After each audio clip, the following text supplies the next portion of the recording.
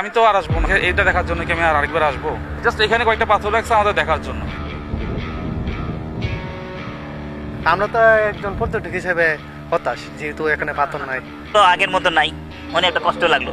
আগে পর্যটক আইছে অনেক, এখন অনেক হয় না, সাদা পাথর নাই, এখন কালা। না না, এখানে পর্যটক আমি তো আর আসবো না, এখানে এইটা দেখার জন্য কি আমি আর আরেকবার আসবো? যা করছে এগুলো, এখন তো আমি আর আসবো না। এখানে আসার কি আছে?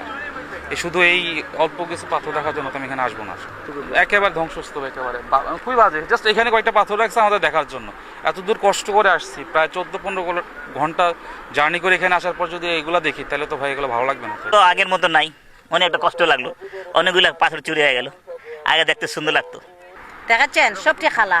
আর যেটি সুন্দর পাথর এটি নাই, যেটি পর্যটক আইয়া সুন্দর করে বইতো, মানে সুন্দর ভিউ পাইতো, মানে এই ভিউটা পায় না, খালি কয় খালা। আগে পর্যটক আইছে অনেক, এখন অনেক হয় না, খালি কয় কি সাদা পাথর নাই, এখন কালা। তার জন্য এখন মানুষ কমিয়ে গেছে। তো ব্রাহ্মণবাড়িয়া থেকে আসছি, আসার পরে দেখি এখানে পাথর নাই, হতাশ। আমরা পর্যটক যারা আছি তারা তো আসা দেখার পরে আমাদের একটা কষ্ট আছে ভিতরে, যে এত সুন্দর দিকে গেছি, এখন এখানে কিছু নাই। আমরা তো একজন পর্যটক হিসেবে হতাশ, যেহেতু এখানে পাথর নাই। তো আমরা এখন আসছি, আবার ভবিষ্যতে এখানে আসবো না। এর আগে 1-2 বার আসা হয়েছে, কিন্তু এখন আর আসবো না এমন চিন্তা ভাবনা। এখন তো পাথরই নাই, আর কিছুদিন পর আইলে তো কিছু পাথরই থাকবে না, তাহলে আসা কি করবো? 3-4 বছর আগে আসছিলাম, তখন ফুল পর্যন্ত ছিল পাথর, একেবারে শেষ পর্যন্ত পাথর ছিল। এখন আবার এই যে ফিগুলো একটু কম ছিল, এখন ফিও বেশি, পাথর এখানে নাই, একেবারে নাই, বালু চলে আসছে।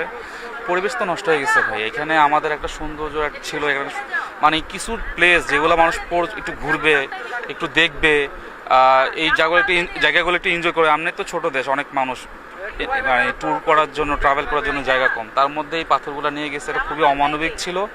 আর এটা শুধুমাত্র আমাদের ট্যুরিজম খাতে ক্ষতি করে না, এটা আমাদের অ্যাকচুয়ালি বিভিন্ন বড় খাতগুলোতে ক্ষতি করছে। এটা অ্যাকচুয়ালি উচিত হয় না। তার মধ্যে আমাদের পর্যটক, আমরা আসছি সৌন্দর্য দেখা, হ্যাঁ, এগুলো থেকে তো বঞ্চিত হবই। আমার বাচ্চারা কয়েকদিন পর হয়তো বা, তারা এখন ছোট দেখতে পাচ্ছে, হয়তো বা ফিউচারে বা তাদের বাচ্চা কাচ্চা তারা হয়তো বা পাবে না, তারা এগুলো থেকে বঞ্চিত হচ্ছে।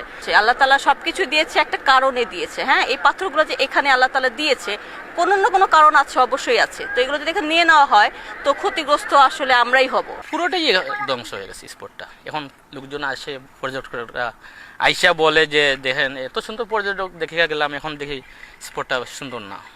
অনেক পর্যটক বাইরে থেকে আসছে, আইসা কথা বলতেছে।